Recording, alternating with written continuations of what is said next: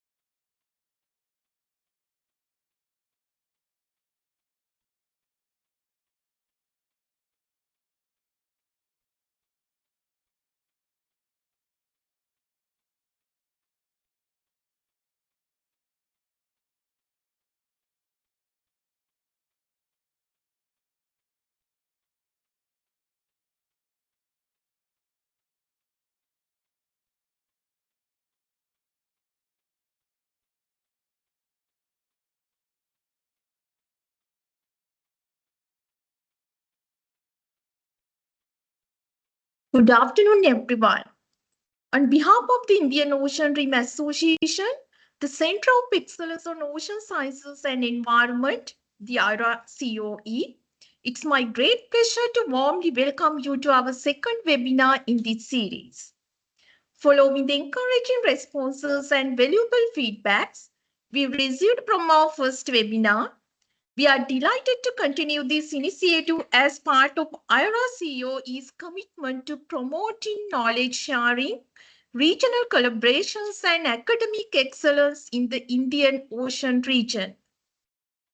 Today's webinar focuses on illegal, unreported, and unregulated fishing regulations and practices.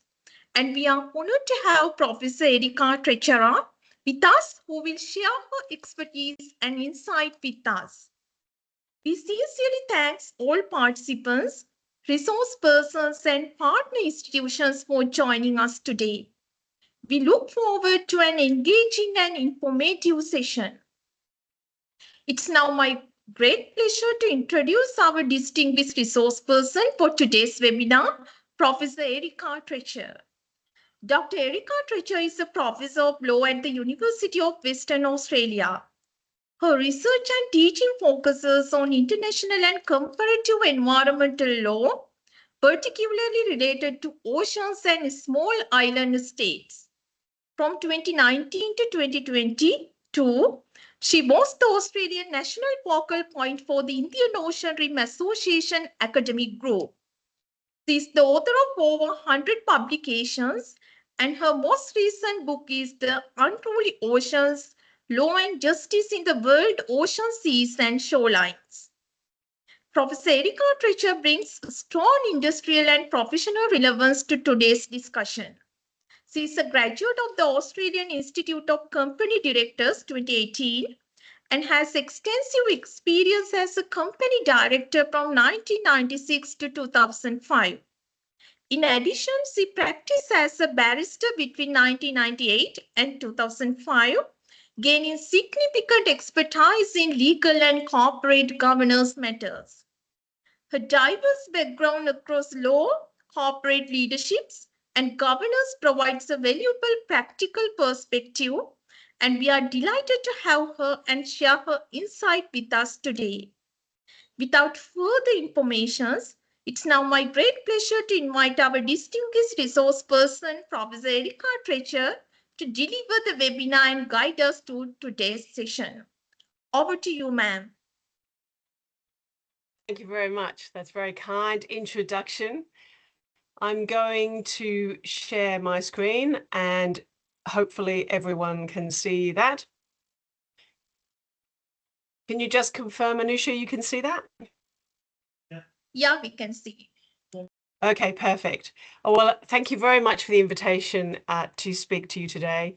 Professor Chari Patiarachi contacted me and is a good colleague at the University of Western Australia. So thank you very much for his introduction to you as well. So I have quite a big slide pack. I have sent it through to the organisers. So if anybody would like a copy of it, they can ask them for it. It has quite a few links in it which might be helpful. So all I will do to start with is just explain what IUU fishing really means, the impact that fishing can have. And then I'm going to focus quite a bit on the Indian Ocean, the legal frameworks, both at the global and regional level that apply in that part of the world. And then have a little look at IORA and some of the work it's done, which you will no doubt know as much about as me, but also some opportunities to enhance the law in this important part of the world. So let's just start by thinking about the problem itself and defining IUU fishing. So IUU fishing stands for illegal, unreported and unregulated fishing. And the illegal part of that involves fishing contrary to rules and regulations, which sounds very simple, but when you start to break it down, you have to think about the different ways in which illegal activity can take place. So an illegal fisher can be exceeding catch limits. So they might have a license to take a certain amount of fish, but are exceeding that. They could be fishing in protected areas or in places where their license does not allow them to fish. They could be catching species, which again, they're not licensed legally to fish, or they are protected species. And they could be using equipment, gear and equipment, types of fishing lines, types of nets, for example, that aren't permitted. One thing I didn't put up there is it could also be a breach of a seasonal closure. Many parts of the world use seasonal closures also to regulate fishing. So any fisher who is working contrary to those rules and regulations, whatever is in place, will be illegally fishing. Unreported fishing often can involve misreporting, underreporting of catches. In some cases, it's not reporting at all, but if you have a license to fish, you're usually required to report your catches. So often it's a failure to report the entirety of your catch, or underreporting the amount you've caught or the species that you've caught, and only partially then alerting authorities to what fish stocks you're landing. Unregulated fishing is fishing that's undertaken not subject to any rules. So there could be no rules because there aren't proper fishing laws in place, but it could be that there are particular areas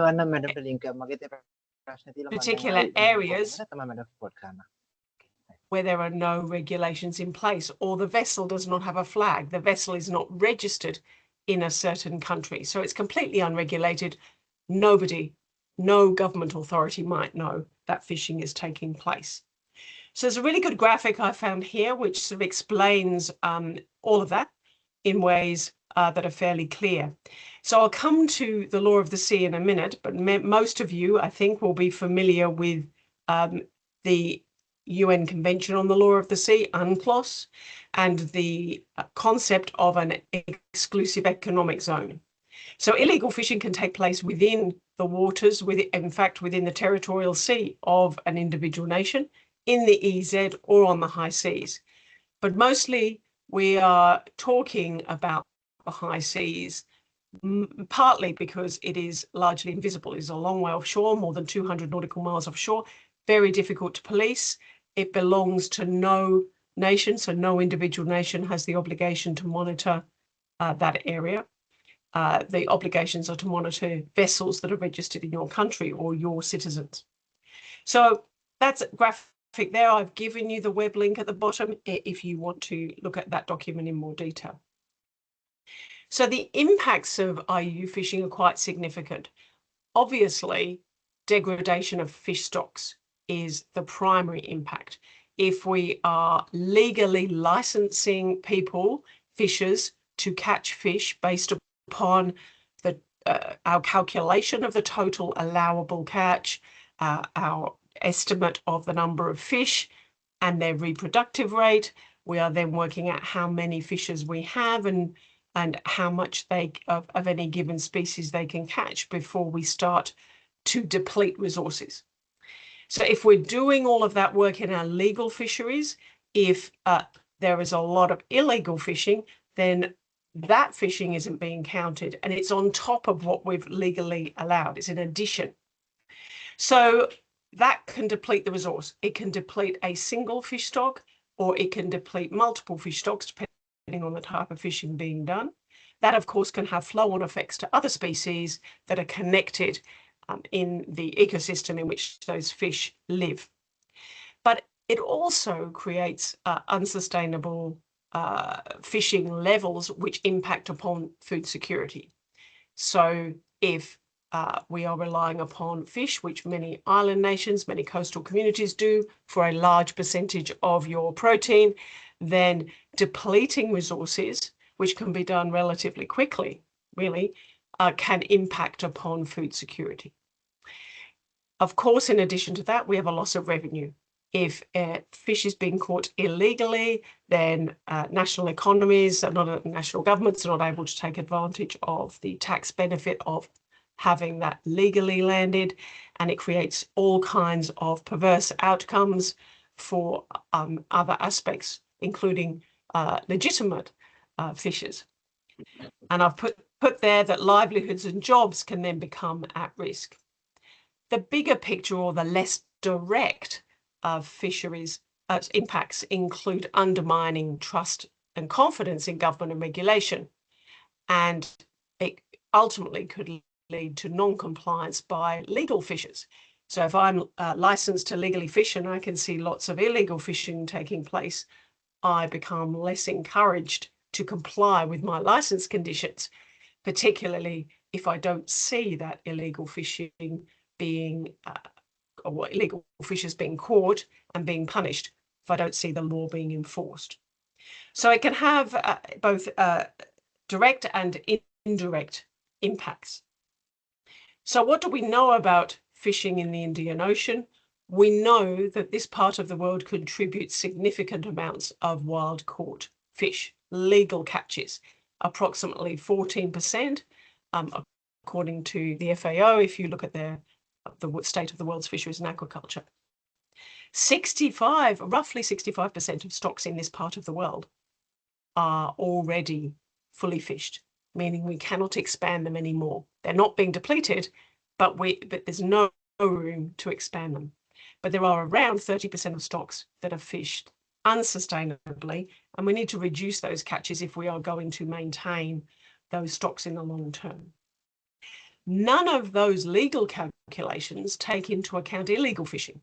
And if some estimates are correct that about 30% of total catches are illegal, then we are going to have an impact on those fisheries based on, if we are only calculating total allowable catch based upon what is legally reported. So being out by about a third is very significant. The problem, I think, is particularly acute in the Indian Ocean, because if you look at the statistics, it's one of the few places in the world where catches have continued to go up. So over time, we've expanded the fisheries in the Indian Ocean.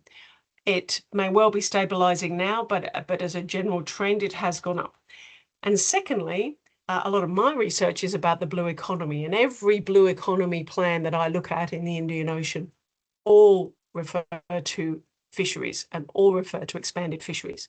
It's not going to be possible if you have 65% of your stocks already fully exploited. It's not possible to expand those fisheries, and certainly not possible for every nation to do so, because the impact will be significant. I really encourage you, if you haven't already done so, to look at the FAO State of the World's Fisheries and Aquaculture.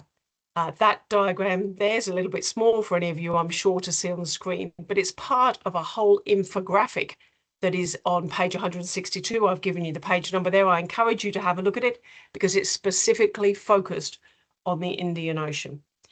And it shows the importance, the significance of employment in the fisheries sector. It notes the importance of artisanal fishing in this part of the world, perhaps more so than other places. So we rely in the Indian Ocean on a lot of smaller artisanal fishers rather than purely large-scale industrial fishing. You can also see those little boxes there to the bottom right. The FAO have changed their methodology for calculating fish stocks. That's beyond my area of expertise as a lawyer. But you can see that even if you look at their new calculations, which are slightly better, the results are slightly better than the old ones, we are still looking at roughly a third that are fished unsustainably, and 2/3 that are of stocks that are fished sustainably. So any way you look at that, it doesn't leave a lot of room to move to expand fisheries. Now, of course, you'd have to look at individual species and which ones have not been fully exploited yet, which ones are left, which are being unsustainably caught, and find alternatives. Again, that's all beyond this presentation and beyond my area of expertise. But what it tells me is that if we are depleting stocks, if more fish are being caught unsustainably, at some point in time, there will be less fish. If there are less fish, that can lead to conflict. That can lead to more illegal fishing. It can push fishers into areas or towards species that they might not otherwise have caught. So this says to me that we do need to ensure that we are properly managing illegal fishing, even if it is not as significant as other parts of the world. It is not likely to improve by itself. So it is an area worth exploring. And just to show you that it's not just me saying that, there is plenty of research that's been undertaken in this part of the world. I've just put a selection up here of some of the studies over the last few years. This one's a little bit old now. There's lots of updated materials as well. So this is an Indian piece of research from India. There's lots of research done by different NGOs, and this is Stop Illegal Fishing that works with Fish Eye Africa, which I'll look at in a minute, looking at illegal fishing. The WWF report here, I think, although it's dated 2020, is a very, very good report, focuses on the Indian Ocean, focuses on the high seas, and specifically at this issue of IUU fishing. I've used a couple of graphics in this presentation, but I encourage you to access that and download it. It's freely available online. And if you do get these slides, I've given you the link there if you click on that image. Sea Shepherd have had specific projects, activities out on the ground in the ocean, trying to address some specific issues. This one about illegal drift nets, a certain type of gear which is particularly damaging. And then on complete other side, there is the policing, enforcement, strengthening of maritime security operations in the Indian Ocean as well to address illegal fishing. So all kinds of research on understanding the problem, on understanding the impacts, and different actions in addressing the issue in the Indian Ocean. So before we think about how we might strengthen or improve the law, the regulation, the practices in the region, let's have a look at what the law is at present. And we really see laws in this area across a whole vertical spectrum. So we see global regulation, we see regional, national, and some local. And by local, I include provincial or state law in a federation like Australia. I've used different size fonts there deliberately, although I tend to favour myself international law as a mechanism. I think in this area of illegal fishing, regional law and regional agreements have played a significant role, could play a greater role alongside national efforts. So that's sort of my personal opinion, my ranking of the levels of importance of each scale. At the global level, we know the UN body, the Food and Agriculture Organization, has taken the lead. The FAO is the body under whose auspices a lot of the agreements and a lot of the laws have been developed. We start with the UN Convention on the Law of the Sea, which isn't an FAO document, but it is fundamental. It settled the maritime zones that we're familiar with. So we use that as a foundation for a lot of other development, including legal developments. We have the UN Fish Stocks Agreement, which is an implementing agreement under UNCLOS. And then we see a whole range of other agreements I'll come to in a minute. At the regional level, we principally rely upon the regional fishery management organizations. Most of them, not all of them, but certainly the IOTC and the CIOFA focus on high seas fishing.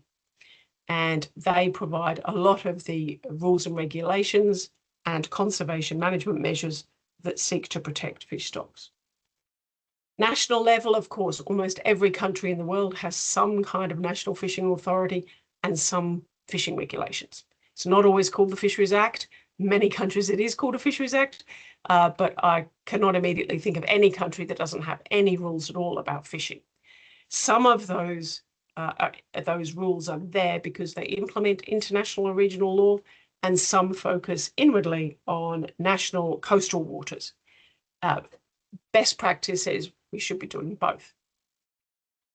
And as I said, there are often local laws, and in particular, local laws can be important. Certainly for a large country like Australia, we need state laws. Our constitution says we need state laws, but even setting that aside, you need laws that apply to certain parts of a country. Different types of waterways, different types of species of fish might live in tropical parts of a nation's waters than cooler waters. So national local laws can have importance as well. And of course, they're closest to people.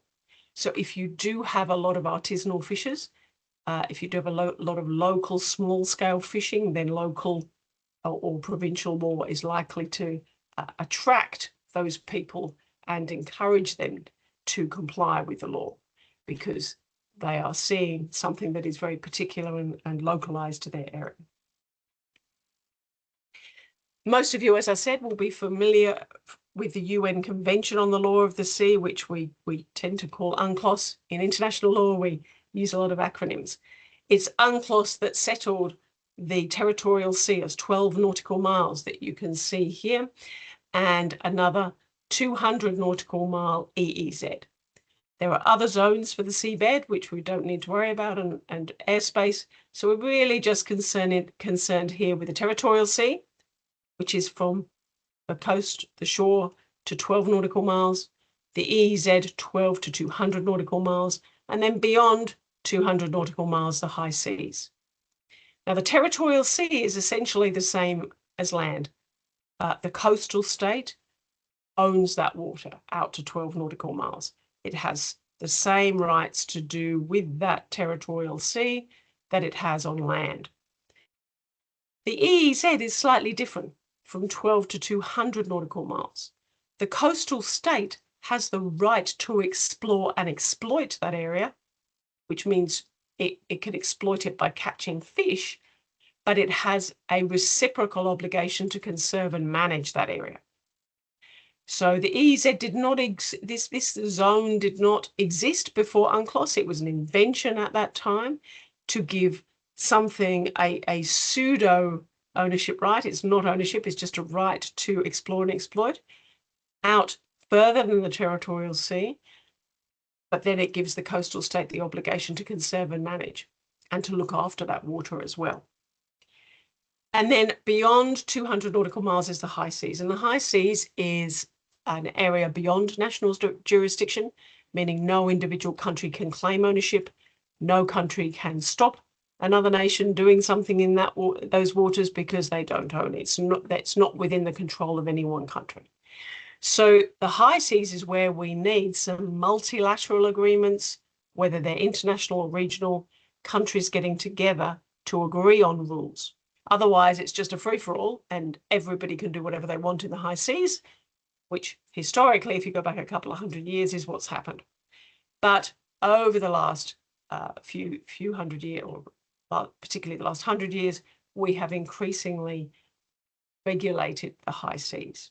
And as of last Saturday, you'll probably know that the Biodiversity Beyond National Jurisdiction High Seas Treaty came into force.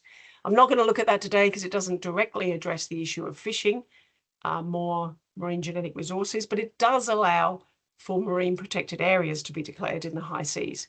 And that's the first time that that has been a mechanism that could be used on the high seas, because usually marine protected areas can only be declared by a country within its own waters. So if we look at a picture of the region, you can see the pale blue there are the high seas areas. This darker blue are the EEZs. The very dark blue hugging the coastline, these are the territorial seas. Now, if you're a country such as Seychelles or Mauritius, then you may have very small island areas, land areas, but your EEZ extends out from that land 200 nautical miles. So you have really, really large marine areas compared to the size of your land. A country like Australia has several, and more to the south, external territories, islands way offshore, and they can generate their own EEZ as well. But you even allowing for all those EEZs, and around Madagascar, you can see multiple countries quite close together, so their EEZs touch each other. There's still a large area of high seas, and this is where a lot of illegal fishing takes place. So if we look at the law then, and I'm just going to give you a really quick summary of the law because I teach a whole course that takes a whole semester to teach this. So I'm just going to give you a quick snapshot today of the laws in place. And we'll start at the global level. And we have UNCLOS. As I said, UNCLOS requires states to protect and preserve the marine environment, including in the high seas. So the obligation to conserve and manage fish stocks, protect and preserve the marine environment extends beyond the EEZ to all states that have ratified UNCLOS, which is pretty much all countries.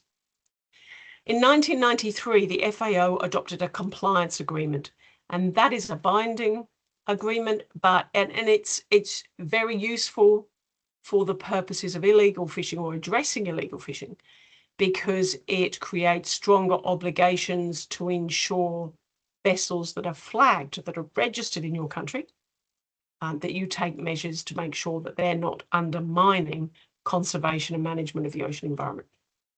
So UNCLOS uses three critical terms to divide up countries. They use coastal states. They're the states that are fortunate enough to have coastline. Flag states, which are states where vessels are registered. And port states, which are states where vessels from different nations come into port. So the compliance agreement tries to strengthen flag state obligations by specifically focusing on the measures that nations that register vessels have to take to ensure that their vessels that they've registered are not fishing illegally. 1999, the FAO adopted a code of conduct for responsible fisheries. Now, this is not in bold because it's not legally binding. What I've put in bold there, these are legally binding international laws. The code of conduct is not legally binding, but it was a really good document that captured and still used today, widely used today. It captures best practice fisheries management.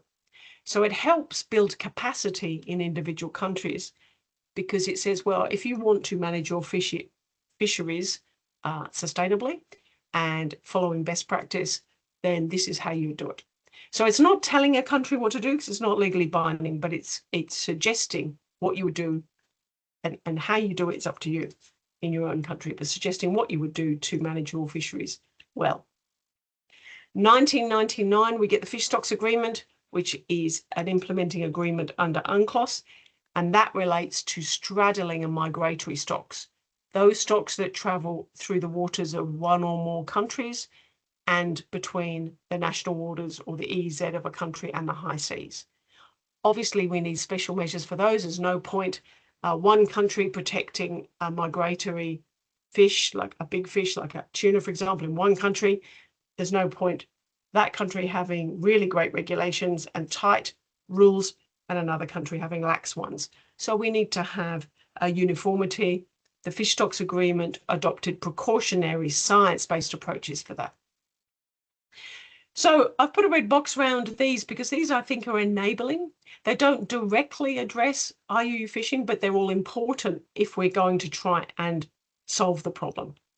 They're important because that we need the maritime zones, we need the flag state controls, we need to know what best practice management is and how we're going to manage straddling stocks. After 2000, we start to see specific efforts made by the international community to address illegal fishing.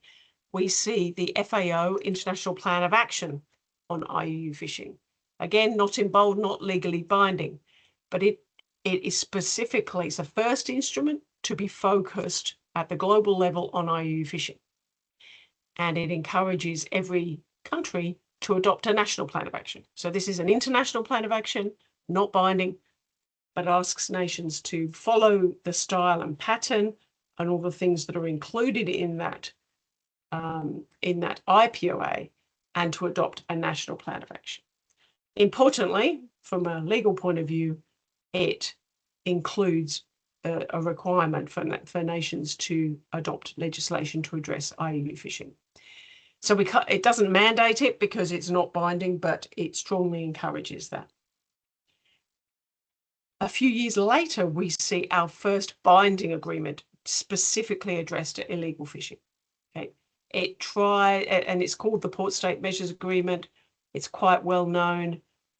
It is still being implemented around the world, even 15 odd years later. And it uses, rather than the flag state, it uses the port state. It says, if you sign up to this agreement, these are specific measures a port state can take to ensure that catches that are landed in its country are legally caught.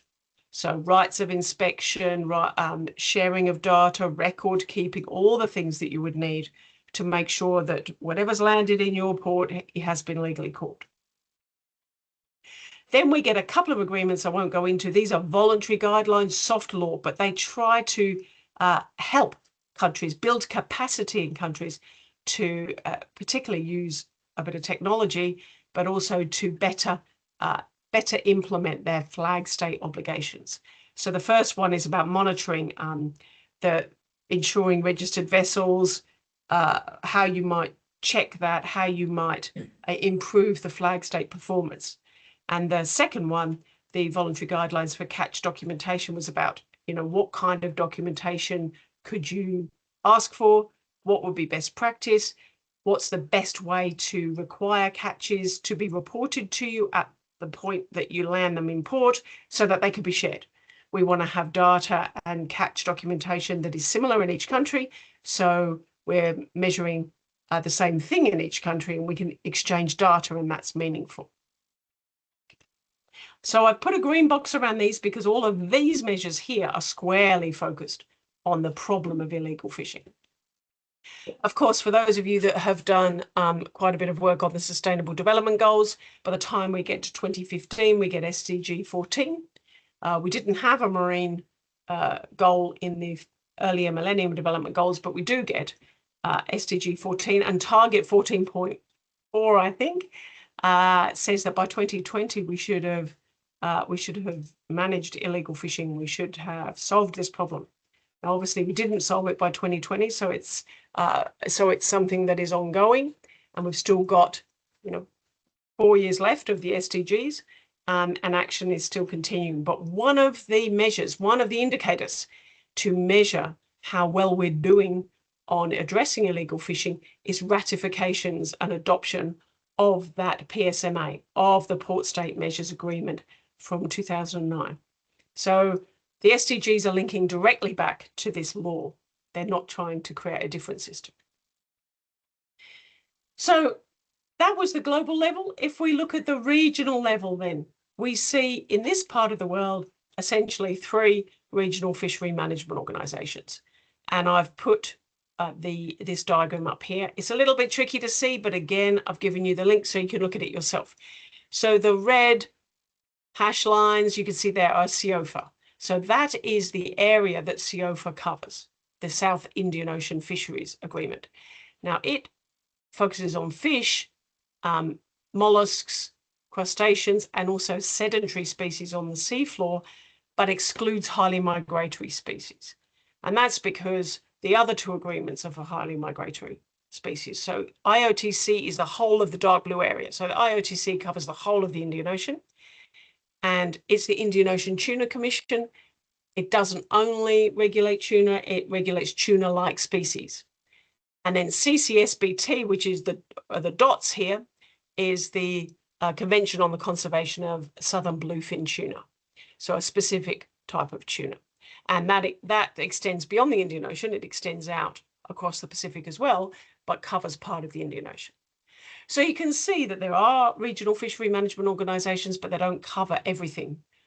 Everything in the Indian Ocean is covered by tuna-like species, and probably the southern bluefin tuna, that's the range of that species. So that's why the dots are in this band here. But you can see that other species, income tax someone's microphone is not on. ඒක අර slabs වලට ගිහිල්ලා හදන්න පුළුවන් කෙනෙක් කවුරු හරි ඉන්නවද accounts branch එකේ? So lastly, we see SWIOF, which is the Southwest Indian Ocean Fisheries Commission. It's a little bit different because it doesn't cover high seas fishing. It covers fishing within national waters. So it's not included in this diagram, but it's still relevant. So if we look at what the RFMOs can do, the RFMOs, the Regional Fishery Management Organisations, set the rules.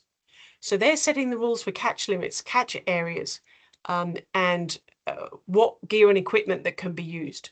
The power of regional fishery management organisations is that they can adopt binding resolutions, binding on their members.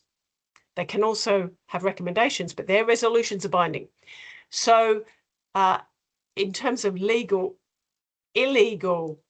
fishing, they set the parameters, the boundaries of what is legal. And if you are fishing for a species, for example, a tuna-like species, and your vessel or you're a national of a country that is a member of the IOTC, then you've got to stick to those rules. They've gone further than that then, so that's the legal part of what they do. Then to address illegal fishing, they've taken a couple of other measures, particularly the IOTC and the bluefin tuna, the RFMO. So they keep a list of vessels, IUU vessel lists. And so when a vessel is found and shown to be fishing illegally, it is placed onto this list, and that list can be shared. It can be shared amongst different nations who are member states of the IOTC or the CCSBT, or it can be shared with other organizations between RFMOs, for example. The other thing that they've done is that they've adopted particular conservation management measures. So these are specific measures as opposed to measures focused on fishing. They're measures focused on conservation of species so that we are fishing sustainably. And a couple of the ones on illegal fishing, IUU fishing, specifically focus on that port state measures agreement, port states, catch, landings. So although this is an RFMO, it's about fishing, it's supporting proper catch reporting when species are landed in particular ports. So in that sense, you see the RFMOs supporting the international law, the global law, and you see them taking some measures like the vessel list to specifically address those people that breach the rules. Now, they're not enforcing the rules directly in that sense, but they are maintaining this list which they're sharing.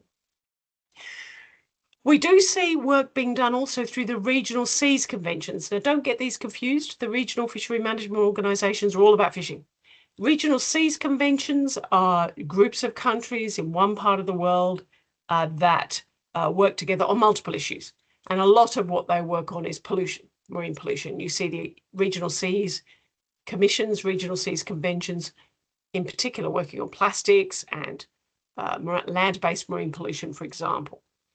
But in the Indian Ocean, there are a number of regional seas conventions, not just one for the whole region. They are spread across different groupings of countries. And depending upon the the RSC, the Regional Seas Conventions, depending on the body, you will see more or less action. Some of them have binding legal agreements and protocols. We certainly see that in the Red Sea, Gulf of Aden, that sort of region. And others work on a softer basis of soft law, encouraging capacity building. UNEP is the leading international governmental organisation that supports the Regional Seas Conventions. So the RFMOs are supported by FAO, Regional Seas Conventions by UNEP. We see lots of examples of other regional initiatives, and it's really important to look at these because they give us ideas about how we could take forward new measures. So we see one regional plan of action for IUU fishing. So we talked about international plans of action, the FAO, IPOA, IUU. It encourages national plans of action. But one part of the world, Southeast Asia, and I think of the Indian Ocean countries, Thailand, Australia, Malaysia, Indonesia are all members of that. They've taken a regional approach, but it only covers that Southeast Asian sort of corner. It isn't for the whole of the Indian Ocean region. So that's one idea we could think about for the future. Then there are lots of other organizations that look at and have taken measures to share data, because data about the extent of the illegal fishing problem, who the illegal fishers are, where they're coming from, where they're going, where they're landing their fish, how they're transporting them, that's all important information. So this is just one initiative, Fish Eye Africa, that works with an NGO in the Eastern African states, nations, to monitor and share data. Another body in the Indian Ocean that does this work is the Indian Ocean Commission. Again, sub-regional body, doesn't cover every nation in the Indian Ocean, but they work on data sharing as well. And this sharing of data has continued to be a problem. Who owns the data, whether they've paid for the data, particularly if it's come from satellite or something that's cost money, who's paying for the infrastructure to analyze the data. This has led to data ownership and perhaps less sharing than one would hope for. So sharing data, that's another way forward, I think, that we can look at expanding. Now, this graphic, again, will probably be too small for you to look at it, on screen, but it's a really, really fantastic piece of work. It's contained in that WWF report on Indian Ocean illegal fishing on the high seas.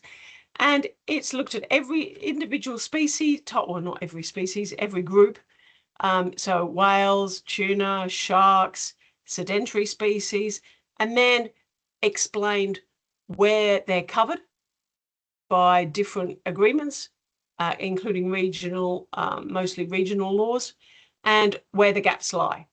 So although this is a nice, pretty diagram, a lot of analysis has gone into this.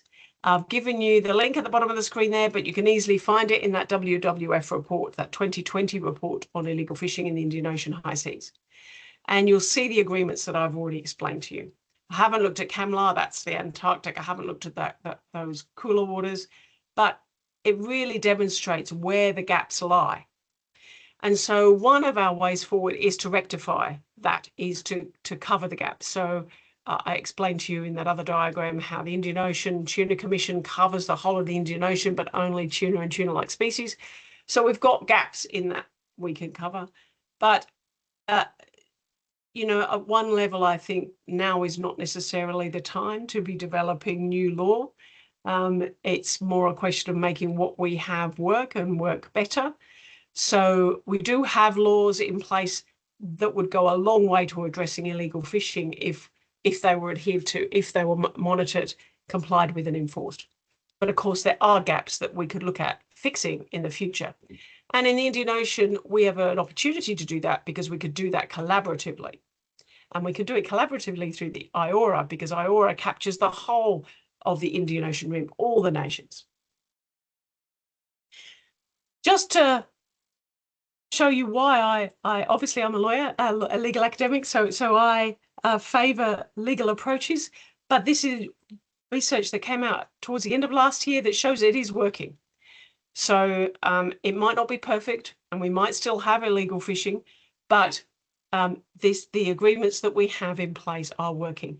And this particular piece of research, a brilliant piece of work, I encourage you to have a look at it. It analyses the Port State Measures Agreement. And the diagram there to the right, the image to the right, just shows you all the dark green countries are Port State Measures countries. So because all of those countries have ratified the Port State Measures Agreement, they are sticking to the rules on Port State measures, which includes the catch data, includes reporting obligations, it includes inspection, refusing entry, refusing the landing of species in certain circumstances if you don't have a license, you know. So if you just have a look at that picture of Africa there, Southern Africa, you can see that if all these countries in the bottom of Africa, which is obviously a very large continent, if they have all ratified that agreement, then somebody illegal fishing is not going to be able to land their species anywhere in those nations.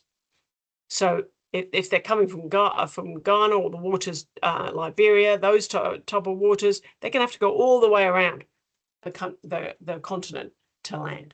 So it is important to think about trying to get universal ratification of this agreement. Now, India has not ratified the agreement, but that's not to suggest it doesn't have any laws about port state measures. It's just that it has not ratified the international law. It could have its own national laws, which are equally as strong, and you'd have to look at that research. But you can see, of course, that Sri Lanka, Australia have ratified. So this is just a quick diagram, a quick analysis of the ratifications. So the dark blue are agreements. So the 4 main binding agreements that I referred to earlier, you can see, for example, everyone's pretty much signed UNCLOS.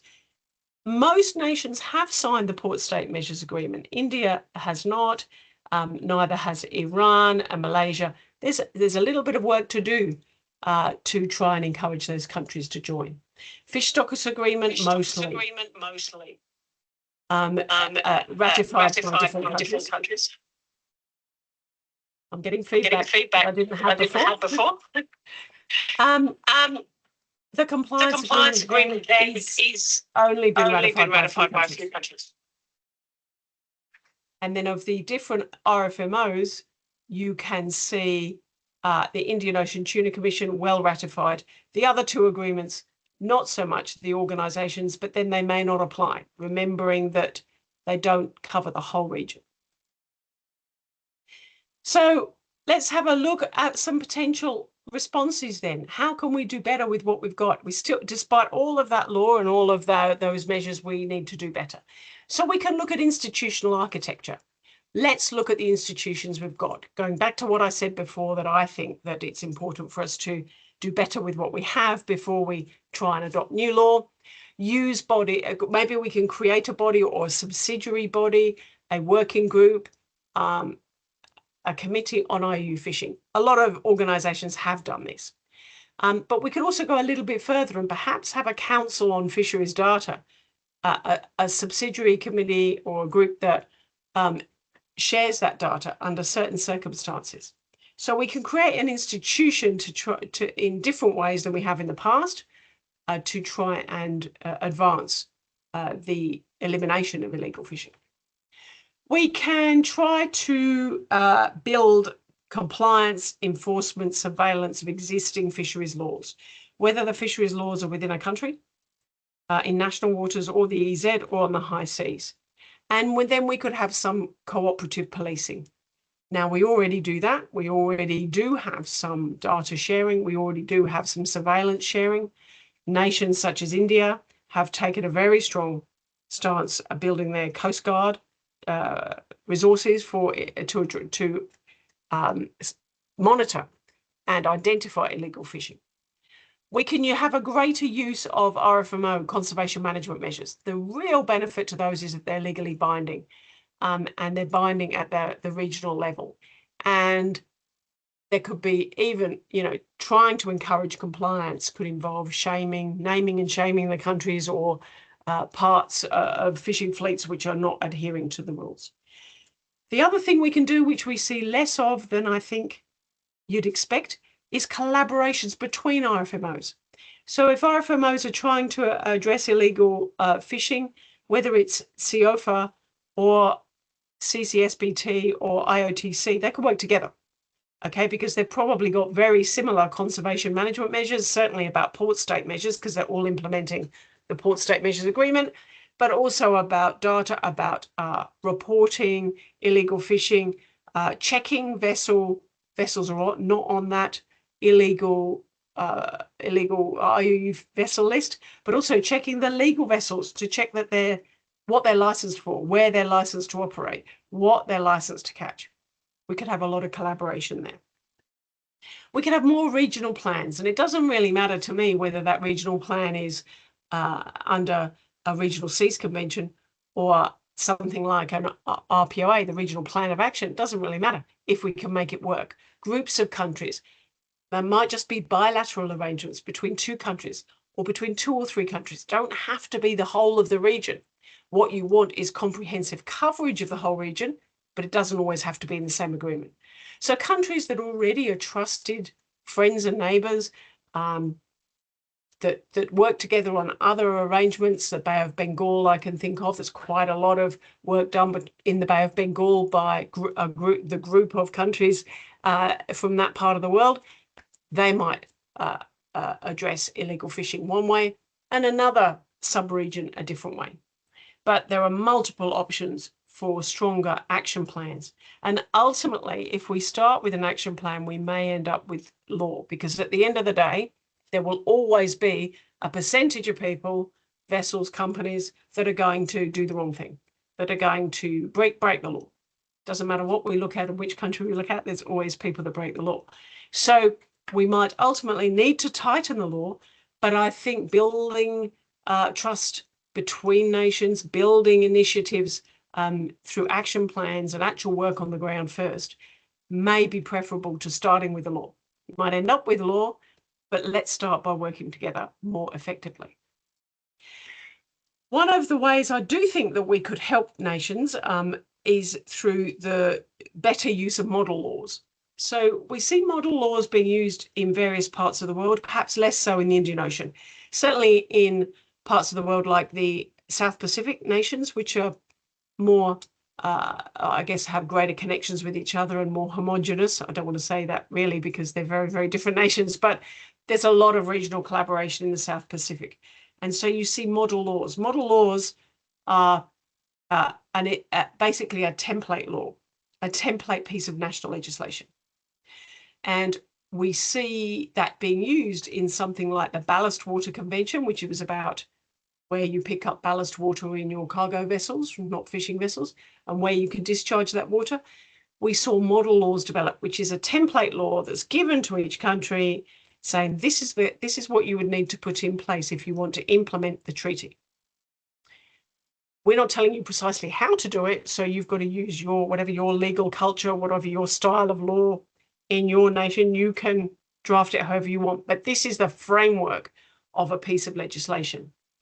Now, I think this might work quite well to encourage countries to ratify the Compliance Agreement, which is about flag states, and the Port State Measures Agreement, which is about port states. If one reason why nations are not ratifying those treaties, not joining the treaties, is because they just don't have the resources to develop their national laws to implement their obligations, then a model law can help them. There might be other reasons why they're not ratifying, but if that's one reason, then it's pretty easy to take that away. So model laws is also one way forward that would help countries implement international law. So because I've done work with IORA in the past, and because all of you are here because of the IORA Centre of Excellence, I thought I'd focus on IORA. It's a really powerful organisation because of its membership. Its membership is the 23 Indian Ocean Rim states and 12 dialogue partners, including, I think, EU, that's joined relatively recently. They've already given themselves the mandate to address illegal fishing. And the Jakarta Concord in 2017 said we're going to enhance science-based conservation of marine living resources and mechanisms to combat IUU fishing. So the member states have already got the political will to address illegal fishing.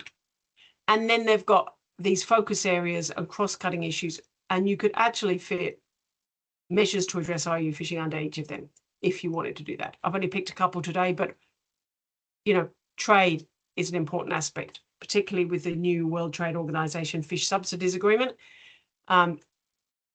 Women's economic empowerment could also relate to legal fishing and then addressing illegal fishing. So you could find reasons and opportunities under each of these, but I'm just going to focus on a couple.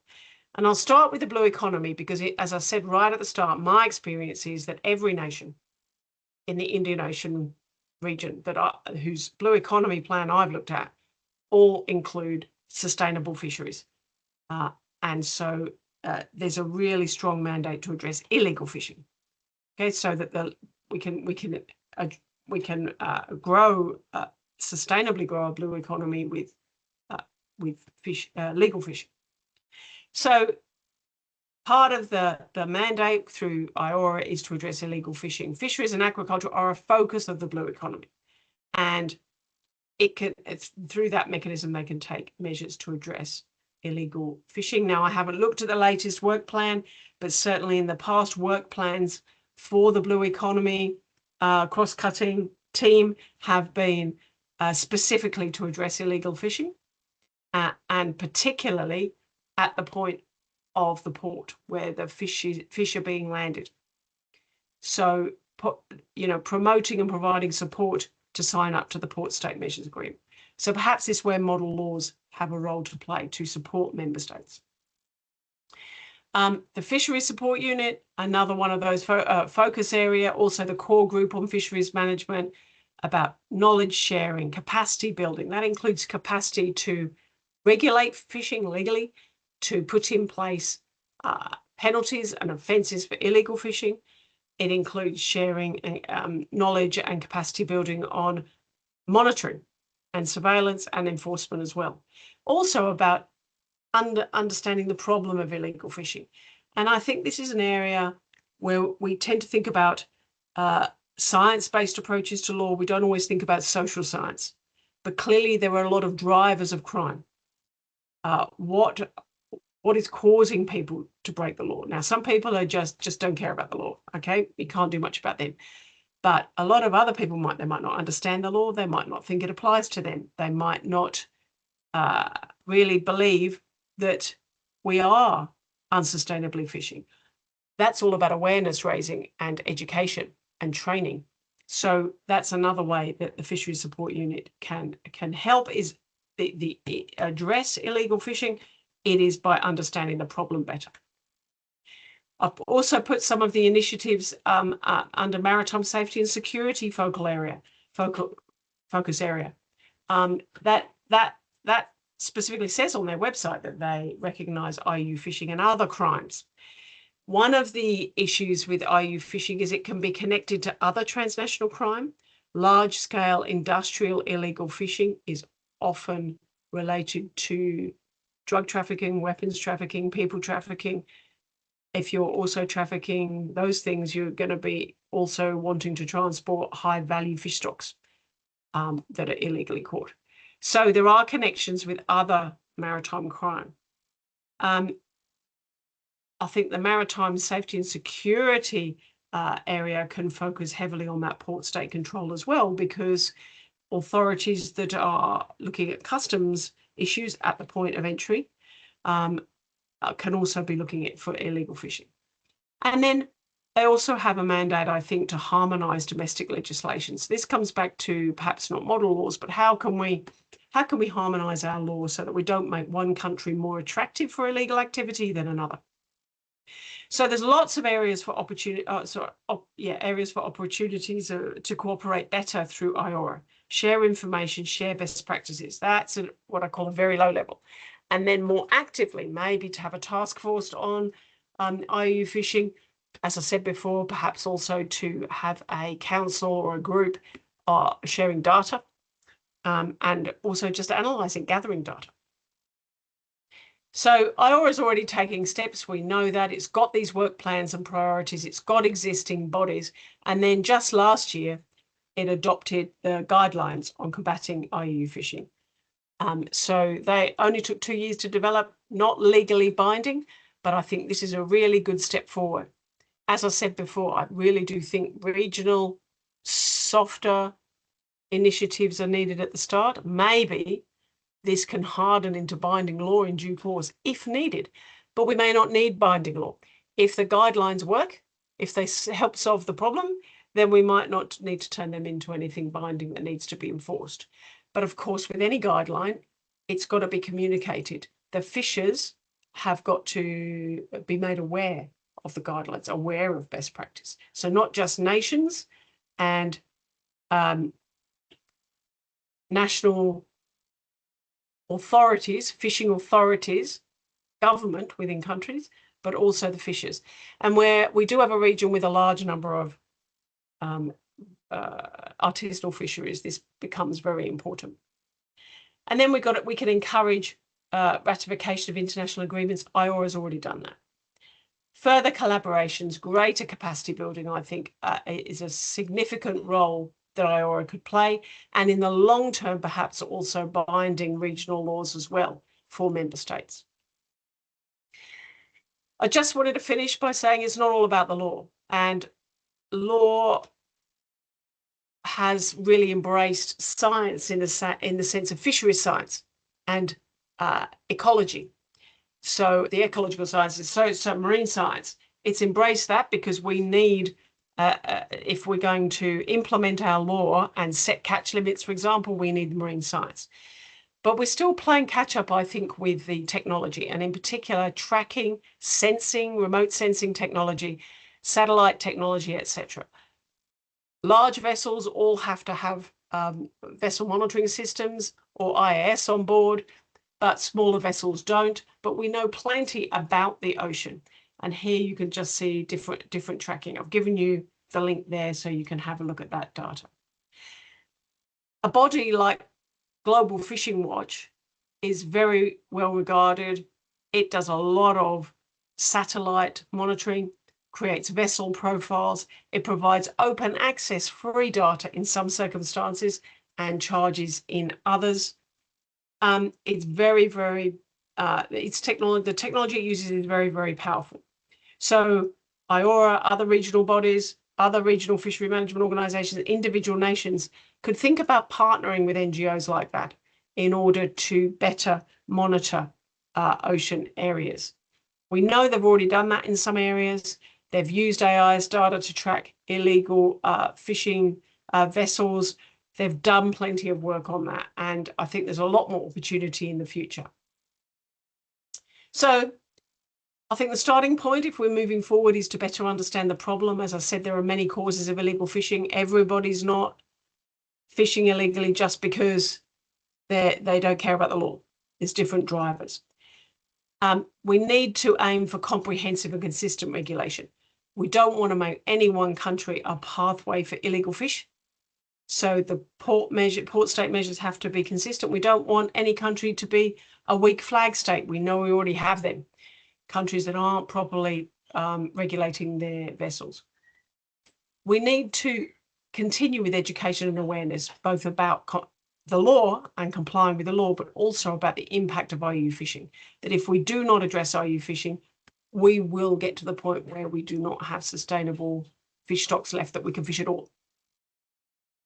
And then we need to build capacity amongst fishers themselves to implement good practices, among governments for monitoring and surveillance, and enforcement as well.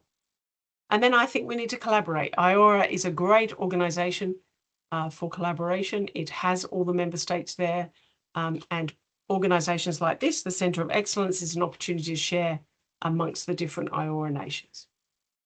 So that's all I wanted to cover today. I'm happy to answer any questions that you have. We started a little bit late, but I think that I have used up most of the time.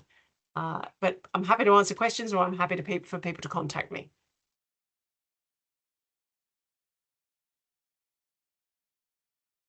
Thank you very much for your insightful talk and for sharing such a valuable insight with us.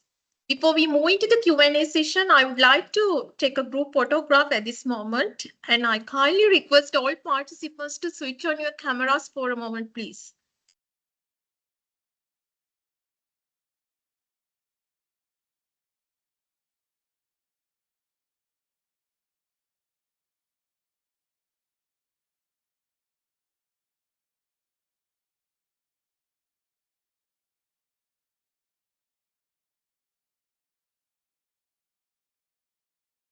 Will you get everyone on one picture? Yes, please switch on your cameras, please.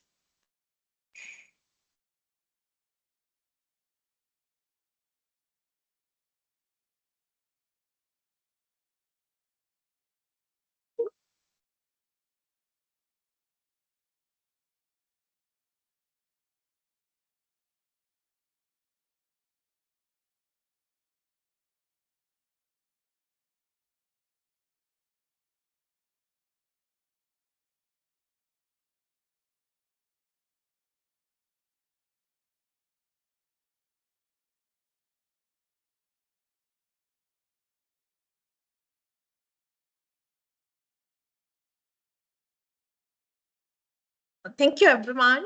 Now we can proceed to the questions and answer sessions. And I kindly request all participants to please post your questions in the chat box.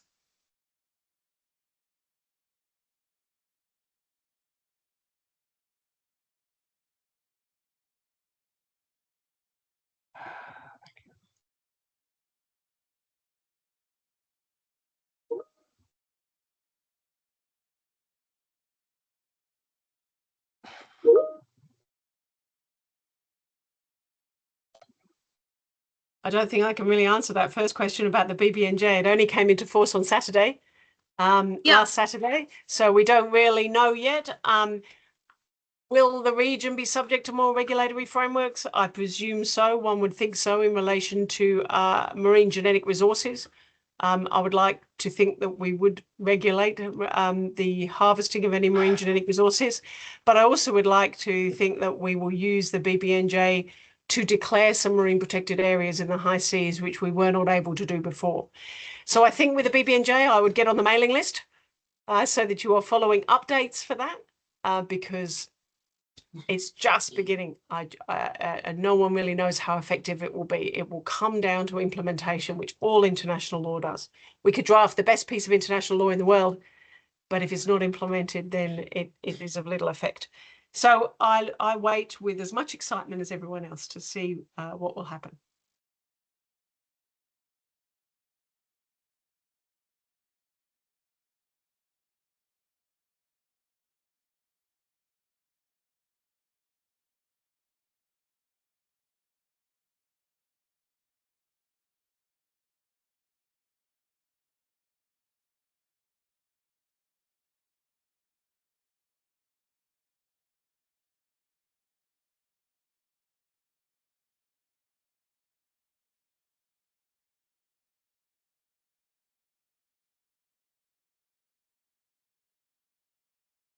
If you have any more questions, please post them in the chat box. Yeah, coming up. Are you typing slowly, Chari? I know. I mean, easier to ask you. Huh? Just ask the question. Thank you very much for the talk. Much appreciated. I mean, most of the audience here is obviously Sri Lankans, and one of the biggest issues that we have is the IUU issues across the India-Sri Lanka border. And mainly the Indian fishermen basically coming along. So when you put that pyramid on, which basically say global, state, regional, it's a regional thing. So Sri Lanka basically has laws which prevents them, but then also the Indian government, which doesn't actually do that, but the Tamil Nadu government, which is the regional state, completely ignores it. And so you have a conundrum where nothing seems to happen, right, in the system. Internationally, you can't really do anything, right? It's the responsibility of the local governments. In the absence of, so if you're talking about fishing on the high seas?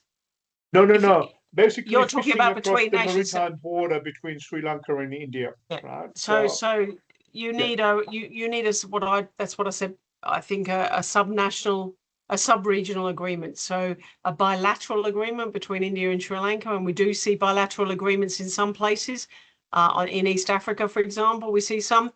So yeah, you can't do anything under international law because they're not actually breaking international law. They're breaking. So the issue laws. here is that there are all of these bilateral agreements, right? But the regional government in India does not obey them. That's political. Often that comes down to political pressure, right? Because at the end of the day, as I said, a law is not worth anything if it's not enforced. So again, that's something that will go, I suppose, partly to other relationships, trade relationships, other arrangements between the two countries, and some kind of political pressure that has to be applied to adhere to the law. So not a question for me, a question for perhaps somebody else. I mean, it's always in the head of the system, in that local system in a way. Yeah, but it's not a problem confined to that country. I mean, you see that in many other countries as well. Personally, a lot of my work is about compliance and addressing non-compliance, because most countries, in my experience, cannot afford to enforce all their law. It just becomes too costly. You can only enforce a percentage of your law, and usually the worst types of activities. Even in Australia, we don't enforce every single law. We can't. So compliance is key, which is partly about understanding why people don't comply, partly trying to find mechanisms to address non-compliance. And it's not always about finding people or putting them in jail, particularly for people that's not really a proper threat. So non-compliance and addressing non-compliance is a critical issue in many places. There's another question here. I mean, it's a difficult question. How do you view non-Indian Ocean entities fishing in the Indian Ocean? that's legal. So there are many countries that are foreign fishing nations. UNCLOS permits that. Regional fishery management organisations permit that. So that's a question for the RFMO as to the extent to which it permits foreign fishing. It's not really a question of whether I have a view. It can be done legally. If it's done illegally, then it's just as bad as every other type of illegal fishing. But it is permissible in certain circumstances. What are the barriers? I think I can't really answer that question either without going to individual countries. But the majority of countries in the Indian Ocean have ratified and implemented the Port State Measures Agreement. I would think it does require it requires having a competent authority at the port to inspect, to check catches, and that can be resource intensive. So countries have to have the resources, have the technical expertise, because you've got to have people that know different species of fishing can make that technical call. You have to know the law. You have to have legal expertise to pass legislation in your country. You have to have resources to do that, to implement your obligations under the agreement. That's what the FAO have tried to do. The FAO have tried to assist by these voluntary guidelines, by measures, sharing different models of what works for different countries. So I think it is quite technical and it's quite resource intensive. So that's likely to be a barrier, but you can see that most nations have implemented the Port State Measures Agreement. So it hasn't proved to be too bad a barrier. And with that new research that came out at the end of last year, now we can see how successful that agreement's been. I hope that it will place pressure on countries that haven't ratified it to join.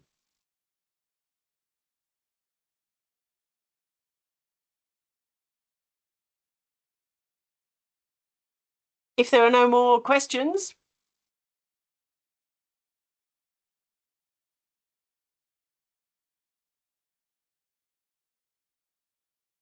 Anusha, is that enough from me then? Yes. Yeah, if we don't have any more questions, we can wind up today's webinar.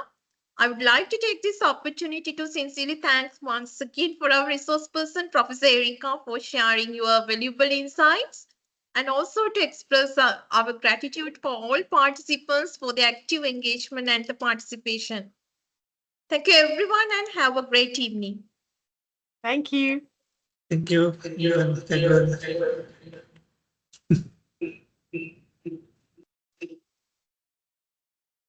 The questions in the chat were not taken up. All right, we have one question, Professor Erika. How do you view on? How do you view Indian ocean entities? I answered every question in the chat. How do you view non-Indian ocean entities fishing in the Indian Ocean? I can't hear you because of the sort of the background noise. Yeah, in the chat. In the chat box, we have received one question. How do you view non-Indian ocean entities fishing in the Indian Ocean?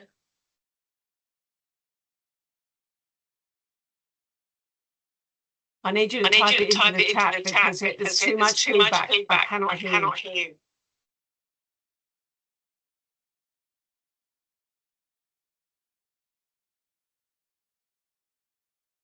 There are 2 questions in the chat. Now she already answers for these questions.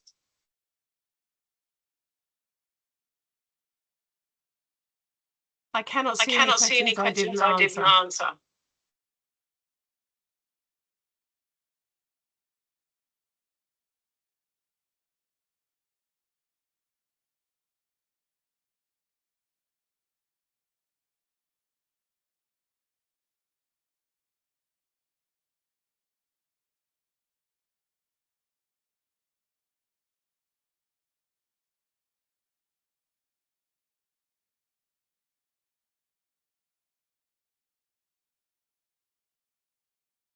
I did answer that question about what the barriers are. In chat box, there are two questions. How do you view non-Indian Ocean entities fishing in the Indian Ocean? That is the first one. The next one, what are the primary barriers preventing more Indian Ocean nations from ratifying and fully implementing the FAO Port State Measures Agreement?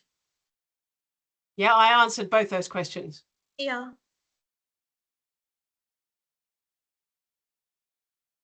So if you're recording this, I have answered both those. So I can't see any more questions that I haven't already answered. So they'll be on the recording. Thank you, Professor Erika. Thank you so much. Thank you.